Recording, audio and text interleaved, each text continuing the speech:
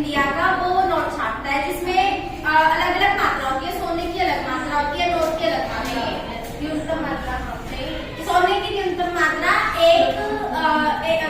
115 करोड़ तक की होती है और नोट की मात्रा 85 करोड़ तक की होती है। हाँ, रिजर्व के अकॉर्डिंग हमें रखने होते हैं उतने पैसे, मतलब न्यूनतम इतने पैसे रिजर्व बैंक में होने चाहिए। इसमें क्या होता है, मैं एक बार क्लियर कर देती हूँ। जब आरबीआई नोट छापता है उस टाइम गवर्नमेंट को जरूरी होता है, आरबीआई को जरूरी होता है एक रिजर्व बनाना। ये रिजर्व बनाती है गवर्नमेंट।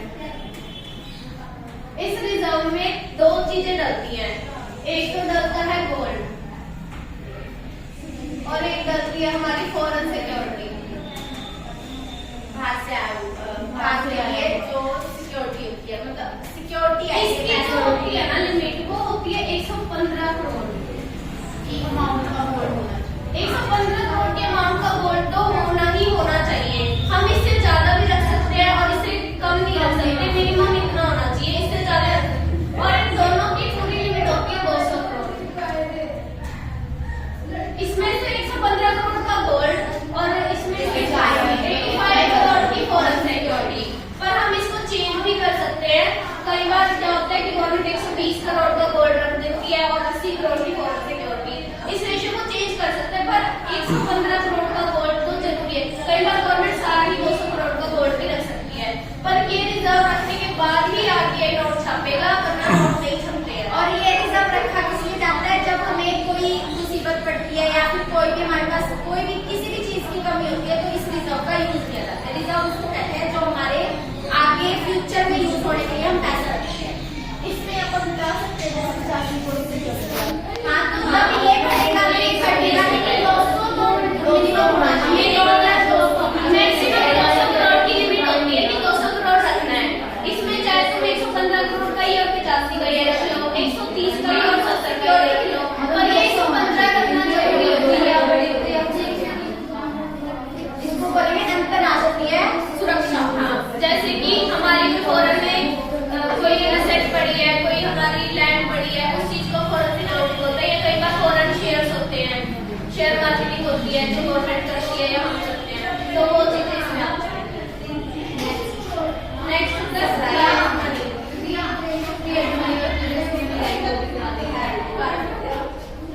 फिएट मनी और रजिस्ट्री मनी, ये दो तरह की मनी है। इनको न्यास मुद्रा और आदेश मुद्रा। हाँ, न्यास मुद्रा और आदेश मुद्रा। फिएट मनी, न्यास मुद्रा नहीं, आदेश मुद्रा। फिएट मनी, आदेश मुद्रा। फिएट मनी क्या होती है, जो गवर्नमेंट इशू करने का ऑर्डर देती है, जिसपे गवर्नमेंट एक प्रोमिसरी नोट लिखती है कि मैं धारक को इतने रुपए देने का अदा करता हूँ, वादा करता हूँ। वो प्रोमिसरी नोट लिखा होता है और गवर्नमेंट इसको इशू करती है। और हर कोई जो नोट ये इशू होते हैं, मनी इशू होते हैं, इसको लेता है, कोई मना नहीं करता, क्योंकि ये गवर्नमेंट के द्वारा इशू किए जाते हैं। और जो रजिस्ट्री मनी होती है वो होती है ट्रस्ट पे बेस्ड, यानी कि जैसे कि चेक हो गए, जो चेक होते हैं उसे लेने से कोई मना नहीं कर सकते, क्योंकि चेक बाउंस हो जाते हैं। वो कहते हैं कोई बात नहीं, हाँ, चेक बाउंस हो जाते हैं, तो उसको लेने से कोई मना नहीं कर सकते, क्योंकि इसमें गवर्नमेंट की कोई भी ना तो उस पर स्टैम्प होती गवर्नमेंट की, ना उस पर कोई भी प्रोमिसरी नोट लिखा होता। वो सिर्फ दो जो व्यक्ति होते हैं उनके आपसी मतलब आपसी विश्वास में होता है। इसको रजिस्ट्री मनी बोलते हैं। आगे अपने से सप्लाई मनी, ये है स्टॉक का कॉन्सेप्ट। मुद्रा की पूर्ति एक स्टॉक धारणा है, इसे अभिप्राय किसी एक समय बिंदु पर देश में लोगों के पास कुल मुद्रा सभी प्रकार की ये स्टॉक से है। मतलब कुल मुद्रा उसे कहते हैं कि जितना पैसा बैंक में है, जितना हमारे पास स्टॉक है, जितना भी हमारे पास कैश हैंड में है, ये सारा कुछ इसमें मुद्रा की सप्लाई में आता है। इसमें क्या होता है कि मुद्रा के उत्पादन कौन होते हैं, मुद्रा के उत्पादकों से अभिप्राय मुद्रा की पूर्ति करने वालों से है, जो मुद्रा को की पूर्ति करते हैं, मतलब मुद्रा को लेते हैं। भारत में मुद्रा की पूर्ति करने वाले देश की सरकार है, जो मुद्रा की हमें पूर्ति कराती है, सप्लाई कराती है, देश की गवर्नमेंट करवाती है, और देश की बैंकिंग प्रणाली बैंक करवाते हैं, जो जिसमें केंद्रीय बैंक तथा व्यापारिक बैंक सम्मिलित है। जो व्यापारिक बैंक होते हैं और केंद्रीय बैंक होते हैं। और इसमें एक सचेतक टिप्पणी क्या की गई है कि मुद्रा की पूर्ति में न तो सरकार के पास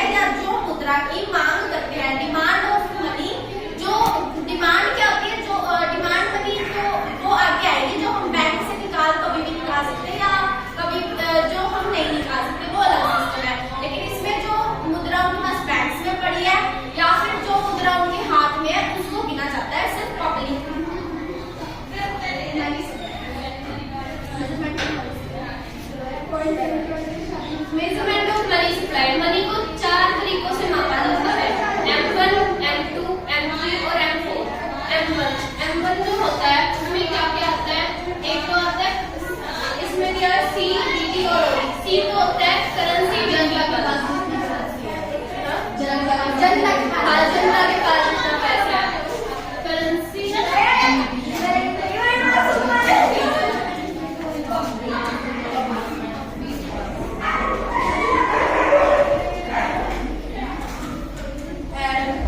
अब इसमें दिया डिमांड डिपॉजिट। डिमांड डिपॉजिट क्या होता है?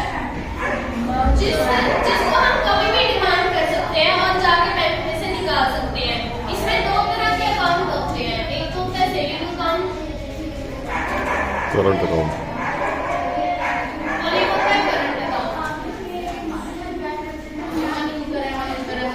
सेविंग अकाउंट जो होता है वो बचत खाता। ज्यादातर सारे जनरली लोग यही खाता खुलवाते हैं। इस खाते में हम पैसे जमा भी कर सकते हैं और निकाल भी सकते हैं। और इसमें पैसे दो तरीके से निकाले जाते हैं, बाय चेक और बाय जो होता है ड्राफ्ट होता है, वाउचर। दो तरीके से निकाले जाते हैं। और करंट अकाउंट जो होता है वो भी इसी तरह का अकाउंट होता है, पर करंट अकाउंट जो होता है वो एक कंपनी खोलती है। सेविंग अकाउंट एक पर्सन खोलता है और करंट अकाउंट एक कंपनी, कोई फर्म या कोई भी मतलब जो बिजनेसमैन होते हैं वो अपनी फर्म्स के नेम में खुलवाते हैं। इसमें ये दो अकाउंट आते हैं जिनको हम कभी भी डिमांड करके पैसे निकाल सकते हैं। और आता है हमारा other deposit. Other deposit with RBI, मतलब अदर डिपॉजिट का क्या मतलब होता है? जो आरबीआई रिजर्व रखता है अपने पास।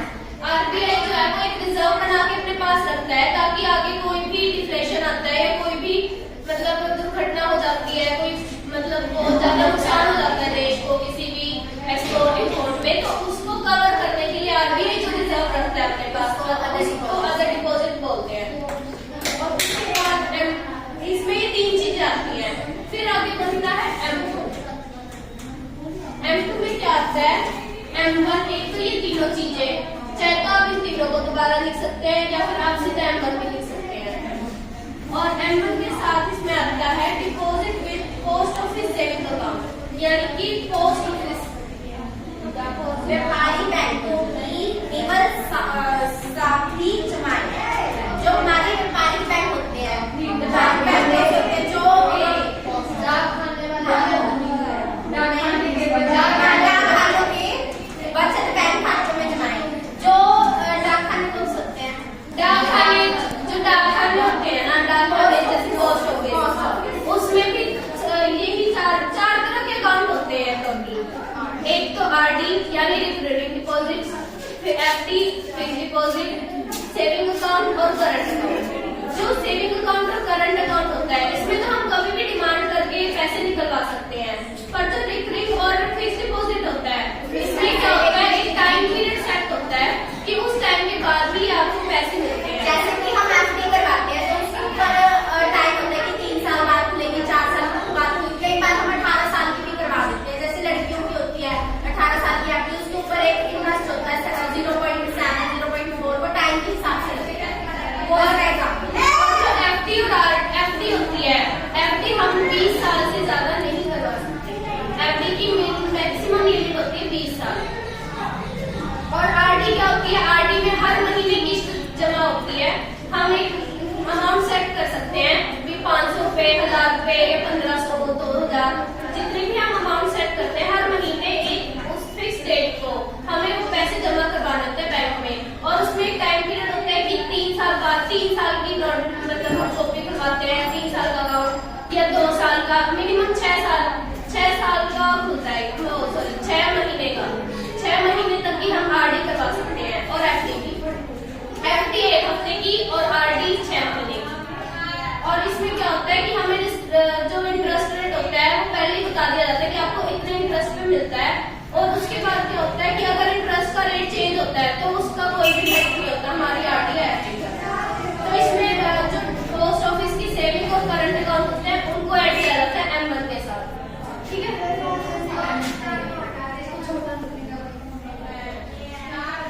उसके बाद आता है M3।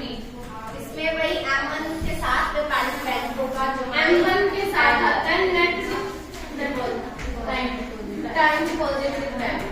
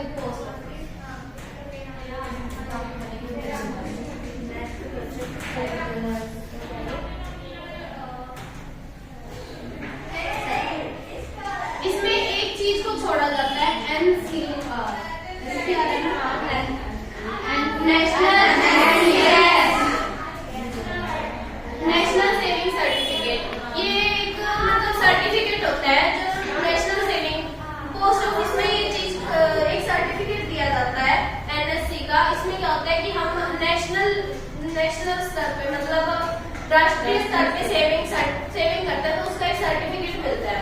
तो उसको छोड़ के पोस्ट ऑफिस में जितनी भी डिपॉजिट की जाती है उसमें टाइम डिपॉजिट की जाती है टोटल में टाइम भी और जो हमारी वो सेविंग सारी पोस्ट ऑफिस की डिपॉजिट आती है इसमें। और इसमें ये याद रखना होता है कि M3 इसमें तो हम इन दोनों में M1 ले लेते हैं कि इसके साथ ये चीज जोड़ के M3 आता है, इसके साथ ये चीज जोड़ के M2 आता है, पर इसमें M3 के साथ ये जोड़ के M4 आता है। ये बस और इन दोनों को तो बोलते हैं narrow definition of money supply. ये एक नैरो सिस्टम होता है मनी की सप्लाई का, जिसको हम छोटे स्तर पर मापते हैं कि मनी कितनी है, जो हमारी नेशन है उसमें कितनी मनी है, ये छोटे स्तर पे नापा जाता है। और इसको बोलते हैं ब्रॉड यानी बड़ा, इसे बड़े स्तर पे नापा जाता है क्योंकि इसमें हर मतलब बैंक की टाइम डिपॉजिट और